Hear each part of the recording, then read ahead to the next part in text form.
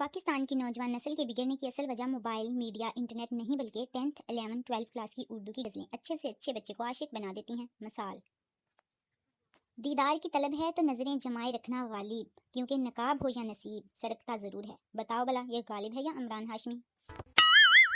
एक मछली ने अपनी अम्मी से पूछा, अम्मी हम जमीन पर क्यों नहीं रहते। मछली की अम्मी, बेटा हम फिश हैं, जमीन पर तो सेल्फिश रहते हैं।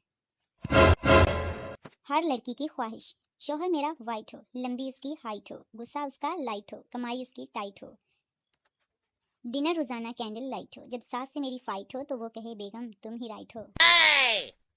किक लिक लीर दी पेंट मेरे वीर दी, शर्ट पा बशीर दी ते टाई चाचे नसीर दी, कोट वड्डे पाई दा ते लंडे तो ले आई दा, फिट शिट करा के धोबी कोलों तवाई दा, सेंट शेंट लाई दा, शौक नाल पाई दा, बस 200 रुपए विच बाबू बन जाई दा ते फिट्टे मुंह महंगाई दा।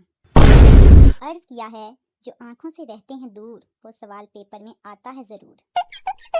कभी कभी दिल चाहता है टाइपिंग छोड़ के कीबोर्ड के ऑटो करेक्टर से कहूँ, ले भाई तू लिख ले, तुझे मुझसे ज्यादा पता है।